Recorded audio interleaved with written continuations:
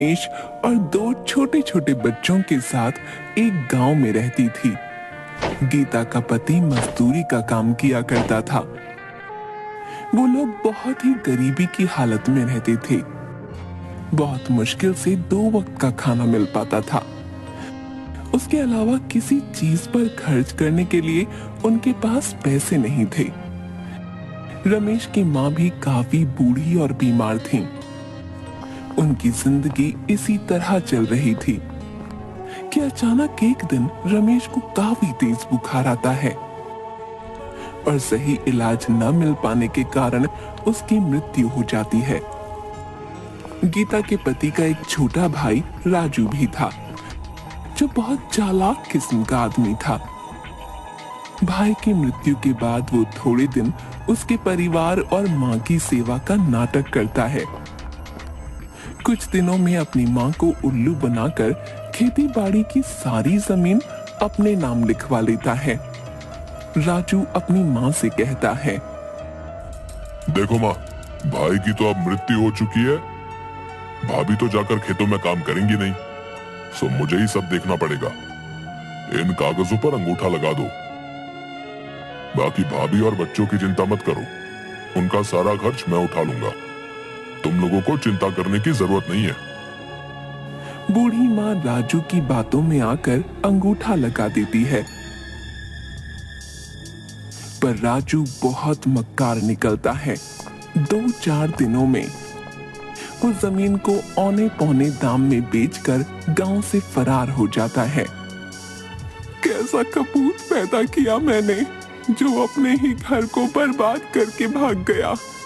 अब हम लोग क्या करेंगे? गीता पर तो दुखों का पहाड़ टूट पड़ा। वो सोचने लगती है, मैंने तो आज तक कोई काम नहीं किया, कभी घर से बाहर नहीं निकली। मैं इन 2 छोटे बच्चों को और अपनी बूढ़ी सास का कैसे ख्याल रखूंगी? भगवान ने हमारे साथ बहुत अन्याय किया। घर का एकमात्र सहारा हमसे छीन लिया। कुछ दिन बीतने के बाद खाने पीने का जो थोड़ा बहुत सामान था वो सब खत्म हो गया। अब तो ना घर में राशन था और ना ही पैसे बचे थे। गीता अपनी सास से कहती है, माँ जी, जो भी पैसे जुड़े हुए थे वो सब खत्म हो गए हैं। कुछ दिन तो कट गए, पर अब आगे का कुछ सोचना पड़ेगा। आस पड़ोस के लोग कुछ दिन तो उन लोगों की मदद करते हैं, पर धीरे धीरे सब लोग उन्हें उनके हाल पर छोड़ देते हैं। गीता अपनी बेटी से कहती है, बेटी, अब बस केवल थोड़ी से दाल और चावल ही बचे हैं। आज का ही खाना बन पाएगा। कल से मुझे कुछ काम ढूंढने जाना पड़ेगा। मैं बहुत चिंतित हूँ कि तुम लोगों को अकेला छोड़कर मैं काम पर कैसे जाऊंगी। माँ जी भी तो बीमार रहती हैं, उन्हें किसके भरोसे छोड़कर जाऊं? आप चिंता बिल्कुल न करें। आप तो भगवान की इतनी पूजा करती हैं, वो जरूर आपकी मदद करेंगे। हाँ बेटी, अब भगवान ही हमारी मदद कर सकते हैं। तुम भी उनसे प्रार्थना करना। चलो अब खाना खा लो। बच्चों और सास को खाना खिला लेने के बाद केवल थोड़ा सा ही खाना उसके लिए बचा। गीता जैसे ही खाना खाने के लिए बैठी, तभी बाहर से आवाज आती है, क्या कोई घर पर है? इस भूखी बुढ़िया को भी खाना खिला दो। बूढ़ी अम्मा की आवाज सुनकर गीता तुरंत बाहर आती है और उन्हें बैठने के लिए कहती है। गीता ने अपने लिए जो थोड़े से दाल चावल रखे थे वो उस बुढ़िया को देने के लिए प्लेट में डालकर ले आती है। ये जो थोड़ा बहुत खाना है खा लो, मेरे पास आज केवल इतना ही भोजन है, आप इसे ग्रहण कर लें। बूढ़ी अम्मा खाना खाते खाते गीता से पूछने लगती हैं, क्या हुआ बेटी, उदास क्यों है? गीता उस बूढ़ी अम्मा को सारी कहानी बताते हुए कहती है कि किस तरह अचानक उसके पति की मृत्यु के बाद घर का सारा भार उसके ऊपर आ गया और कमाई का कोई जरिया नहीं है। आज तो राशन भी खत्म हो गया है। मुझे समझ नहीं आ रहा कि अपने छोटे छोटे बच्चों और बूढ़ी सास को छोड़कर कैसे बाहर काम पर जाऊं? और यदि काम नहीं किया तो इनके लिए खाना कहां से लाऊंगी? बूढ़ी अम्मा गीता की सारी बातें सुनकर उससे कहती है, तुमने ये जो दाल चावल बनाए थे इनमें बहुत ही स्वाद था। तुम्हारे हाथ में स्वाद है। घर के बाहर ही तुम दाल चावल का ठेला क्यों नहीं लगा लेती, जिससे तुम्हें घर छोड़कर कहीं जाना भी नहीं पड़ेगा और तुम्हारी कमाई का जरिया भी बन जाएगा। मैं तुम्हें एक नमक का पैकेट देती हूँ। ये एक जादुई नमक है। तुम अपने खाने में इसी पैकेट से नमक डालना, फिर देखना उस खाने का स्वाद। तुम्हारा सारा खाना हाथों हाथ बिक जाएगा और तुम्हें कभी पैसे की कोई परेशानी नहीं होगी। ये कहते हुए बूढ़ी अम्मा गीता को एक नमक का पैकेट देती हैं। आपका बहुत बहुत शुक्रिया अम्मा, आपने तो मेरी समस्या हल कर दी। अब मैं घर पर रहकर ही सब काम कर लिया करूंगी और मुझे अपने बच्चों को छोड़कर कहीं दूर भी नहीं जाना पड़ेगा। तुम बहुत ही अच्छे दिल की औरत हो। तुम्हारे मन में लोगों के लिए दया भाव है और तुम लोगों की मदद करना चाहती हो। इसीलिए मैं तुम्हें ये जादुई नमक दे रही हूँ। ये तुम्हारी बहुत मदद करेगा। हाँ, ये याद रखना, ये पैकेट कभी भी खाली नहीं होगा। बस तुम इसे एक जगह संभाल कर रख देना और हमेशा खाने में नमक इसी में से डालना। भगवान तुम्हारा भला करेंगे। ये कहते हुए वो बूढ़ी अम्मा वहां से चली जाती हैं। गीता अगले ही दिन भगवान का नाम लेकर खाना बनाने का काम शुरू करती है। पहले दिन वो दाल चावल ही बनाती है और उसमें वही जादुई नमक डालती है। वो अपने आसपास के सभी घरों में कहलवा देती है कि आज से वो दाल चावल बनाकर बेचने का काम शुरू कर रही है। जिसे भी दाल चावल लेने हो वो उससे खरीद सकता है। पहले ही दिन कुछ लोग गीता से दाल चावल खरीद कर खाते हैं तो उसके दाल चावल के स्वाद से वो लोग बहुत खुश होते हैं।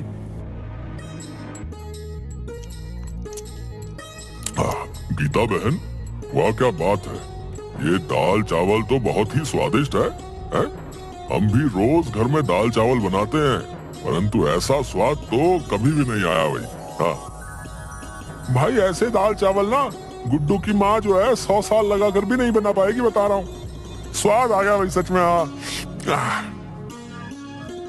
गीता के बनाए दाल चावल धीरे धीरे पूरे गांव में मशहूर हो जाते हैं। पूरे गांव भर में उसके दाल चावल की तारीफ होने लगती है। उस जादुई नमक के स्वाद ने अपना जादू चला दिया और गीता के बनाए दाल चावल गांव भर में मशहूर हो गए। अब गीता जितना भी खाना बनाती वो हाथों हाथ बिक जाता। गीता की अच्छी खासी कमाई होने लगी और उसके पास पैसे भी जुड़ने लगे। गीता अपनी सास से कहती है, माँ जी, हमारे बनाए दाल चावल पूरे गांव भर में सबको पसंद आ रहे हैं और रोजाना ग्राहक बढ़ते ही जा रहे हैं। अब हमारे घर में पैसे की कोई कमी नहीं है। मैं सोच रही हूँ क्यों ना मैं अपने साथ काम करने के लिए एक नौकर को रख लूं और हम दाल चावल के साथ साथ सब्जी और रोटी भी बनाकर बेचेंगे, जिससे कि हमारी कमाई और बढ़ेगी।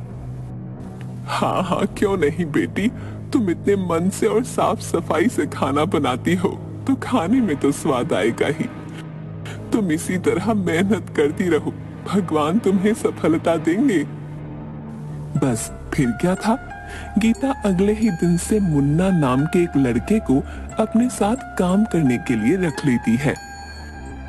खाना तो गीता ही बनाती थी, जिसमें वो जादुई नमक डालती, परंतु खाना परोसना, ग्राहकों से पैसे लेना और उन्हें खाना डाल कर देना, ये सब काम के लिए उसने मुन्ना को रख लिया। मुन्ना काफी गरीब था और चालाक भी। जब उसने देखा कि गीता का बनाया हुआ खाना इतना बिकता है तो वो सोचने लगा, क्यों ना मैं भी किसी तरह खाना बनाकर अपना अलग ठेला लगा लूं। यहाँ नौकरी करते तो मुझे 4 पैसे ही मिलने वाले हैं, परंतु अपने ठेले से मुझे अच्छी कमाई हो जाएगी। मुन्ना अपने दोस्त से कहता है, अरे यार, ये दिन भर की नौकरी करने के बाद मेरे हाथ में तो कुछ भी नहीं आता। इतनी कम तनख्वाह में भी भला गुजारा होता है क्या? है? मैं सोच रहा हूँ, जब गीता औरत होकर इतना कमा सकती है तो मैं क्यों नहीं? मैं भी अलग ठेला लगा लूंगा। जब इस काम में इतनी कमाई है तो मैं अलग से ठेला लगाकर ज्यादा मुनाफा क्यों ना कमाऊं भाई? है? कब तक उस गीता का नौकर बना रहूंगा? पर भाई, ठेला चलाने के लिए तुम्हें गीता जैसा स्वादिष्ट खाना भी तो बनाना होगा कि नहीं? है? अभी तुम कुछ दिन उसे देख देख कर उसके जैसा खाना बनाना सीख लो, तभी नौकरी छोड़ना।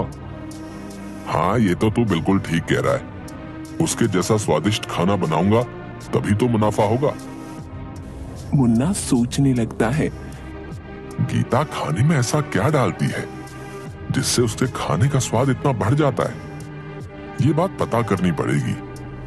यदि मेरा खाना गीता के खाने की तरह स्वाद बनेगा तभी तो बिकेगा। एक दिन छुपकर मुन्ना गीता को खाना बनाते हुए देखता है। वो बहुत ध्यान से देख रहा था कि गीता ने कोई खास मसाले नहीं डाले, बस एक डिब्बे में से नमक निकाल कर खाने में डाला। मुन्ना सोच में पड़ जाता है। बस केवल नमक मिलाने से खाने में इतना अनोखा स्वाद कैसे आ जाता है? हो ना हो इसी नमक में कोई खास बात है। यदि मैं इसका नमक का पैकेट चुरा लूं तो मैं भी इससे जो खाना बनाऊंगा उसमें वैसा ही स्वाद आएगा जैसा कि गीता के खाने में आता है। बस फिर क्या था, मुन्ना लालच में आकर गीता का नमक चुरा लेता है और चुपचाप उसे अपने घर ले जाता है। गीता की बेटी ने मुन्ना को नमक चुराते हुए देख लिया था। वो सारी बात अपनी माँ को बता देती है। गीता ये सुनकर बहुत परेशान हो जाती है कि उसका नमक चोरी हो गया। अब उस जादुई नमक के बिना वो खाना कैसे बनाएगी? वो रोते रोते भगवान के आगे प्रार्थना करने लगती है, हे भगवान, मेरी मदद करो। वो बूढ़ी माँ जी जो मुझे नमक देकर गई थी, वो दुष्ट मुन्ना ने चोरी कर लिया। अब मैं क्या करूंगी? मेरी मदद करो भगवान। गीता जैसे ही रसोई घर में खाना बनाने जाती है, वो देखती है कि वैसा ही नमक का एक और पैकेट वहां पड़ा है। गीता ये देखकर बहुत हैरान हो जाती है कि ये नमक का पैकेट यहाँ कैसे आ गया। गीता भगवान का शुक्रिया अदा करती है कि उन्होंने उसकी मदद की। वो तुरंत जादुई नमक से खाना बनाने लग जाती है। उधर दूसरी ओर मुन्ना भी उस चुराए हुए नमक से खाना बनाकर अपने ठेले पर लगाता है और सभी लोगों से कहता है, आइए आइए और मुन्ना के ठेले पर आकर स्वादिष्ट खाना खाएं। लोग मुन्ना के ठेले पर खाना खाने आते भी हैं, पर जैसे ही वो लोग खाना मुंह में डालते हैं उसे थूकने लगते हैं। अरे थू थू थू थू थू थू, है? इतना बेस्वाद और गंदा खाना है। इसमें तुमने नमक मसाले डाले हैं या जहर डाला भाई? है? थू थू थू थू थू थू। हमारे सारे पैसे बर्बाद कर दिए। ये खाना तो कोई जानवर भी नहीं खाएगा। लाओ, हमारे पैसे वापस करो। सभी लोग मुन्ना को भला बुरा कहने लगते हैं और अपने पैसे वापस लेकर वहां से चले जाते हैं। वो बहुत दुखी होता है कि उसने तो पैसे उधार लेकर बहुत सारा खाना बना लिया था, परंतु सारा खाना बर्बाद हो गया, जिससे उसका बहुत नुकसान हुआ। अगले दिन मुन्ना रोते हुए गीता से माफी मांगने जाता है। उसे समझ में आ गया था कि एक भली औरत के साथ बुरा करने और चोरी करने का अंजाम उसे मिल गया है। वो गीता के आगे हाथ जोड़ते हुए कहता है, गीता बहन, मुझे माफ कर दो। मैंने तुम्हारा जादुई नमक चुराकर फायदा कमाने की सोची, परंतु मैं ये भूल गया कि जादुई चीज तो उसी व्यक्ति के यहाँ काम करती है जिसे वो दी जाती है। मैंने लालच में अंधे होकर तुम्हारा जादुई नमक चुरा लिया। मुझे माफ कर दो और मुझे अपने पास दोबारा काम पर रख लो। मैंने तुम्हारे यहाँ नौकरी छोड़कर बहुत बुरा किया। मेरे छोटे छोटे बच्चे भूखे मर जाएंगे। मुझ पर दया करो। मैं आइंदा कभी भी तुम्हें शिकायत का मौका नहीं दूंगा।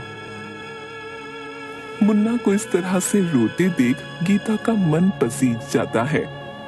गीता मुन्ना से कहती है, अरे अब तुम रोना बंद करो। मैं इतनी कठोर नहीं हूं कि तुम्हें दोबारा काम पर ना रखूं और तुम्हारे बच्चों को भूखा मरने के लिए छोड़ दूं। तुम्हें अपनी गलती का एहसास हो गया, बस इतना ही काफी है। पर आगे से हमेशा ये बात याद रखना कि किसी दूसरे की चीज पर अपनी नीयत खराब मत करना, क्योंकि चोरी की चीज कभी तुम्हें अच्छा फल नहीं देगी, बल्कि उसके दुष्परिणाम ही तुम्हें भुगतने पड़ेंगे। मुन्ना को अपनी गलती समझ आ जाती है और उसके बाद से वो पूरी ईमानदारी के साथ